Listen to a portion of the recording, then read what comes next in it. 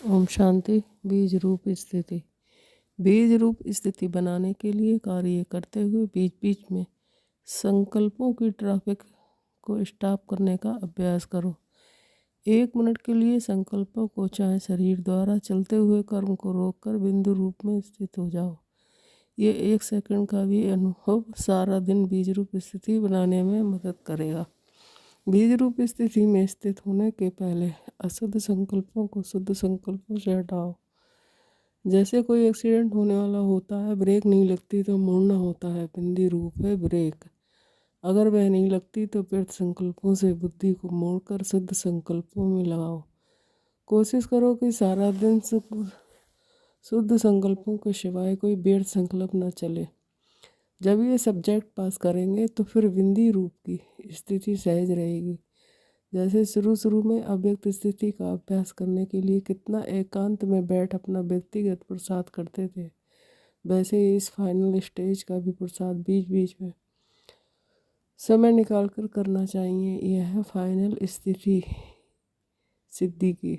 इस स्थिति तक पहुंचने के लिए विशेष बचत की स्कीम बनाओ। जैसे आजकल में गवर्नमेंट लक्ष्य रखती है कि सभी बातों में जितना हो सके उतनी बचत हो, समय बचे, पैसे बचे, एनर्जी बचे, एनर्जी कम लगे और कार्य ज़्यादा हो। ऐसे ही आप भी सब चीज़ों की बचत करो। दिन प्रतिदिन सर्विस भी बढ़नी है तो समस्याएं भी बढ़नी है और संकल्पों की जो स्पीड है वह भी बढ़ेगी।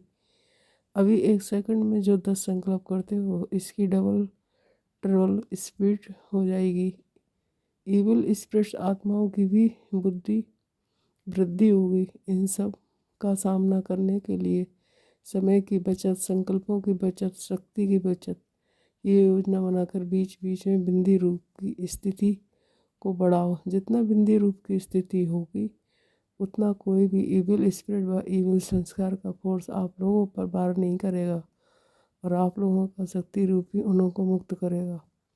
बिंदी रूप स्थिति बनाने के लिए सब प्रकार के बिखरे हुए विस्तार अर्थात अनेक शाखाओं के वृक्ष को बीज में समाकर बीज रूप स्थिति अर्थात बिंदु में सबको समाना पड़े। देह के हिसाब की शाखाएं, देह के संबंधों की शाखाएं, देह के भिन्न भिन्न पदार्थों में बंधनी आत्मा बनने की शाखा, भक्ति मार्ग और गुणों के बंधनों की शाखाएं, भिन्न भिन्न प्रकार के विकर्मों के बंधनों की शाखाएं, कर्म भोग की शाखाएं। जब इन शाखाओं के विस्तार को समाप्त कर दो तो बाकी रह जाएगा बिंदु आत्मा व बीज आत्मा। जब ऐसे बिंदु बीज स्वरूप बनो तब आवाज से परे बीज रूप भाव के साथ चल सको। जैसे स्थूल शरीर के वस्त्र और वस्त्र धारण करने वाला शरीर अलग अनुभव होता है, ऐसे मुझ आत्मा का ये शरीर वस्त्र है, मैं वस्त्र धारण करने वाली आत्मा हूँ, ऐसा स्पष्ट अनुभव हो। जब चाहे इस देवान रूपी वस्त्र को धारण करें, जब चाहे इस वस्त्र को न्यारे अर्थात बुद्धि अर्थात देवान से न्यारे स्थिति में स्थित हो जाए। देह से अलग होना नहीं है, लेकिन मैं हूँ ही अलग, इस स्मृति को बढ़ाओ। तब सार स्वरूप अर्थात बीज रूप स्थिति का अनुभव कर सकेंगे।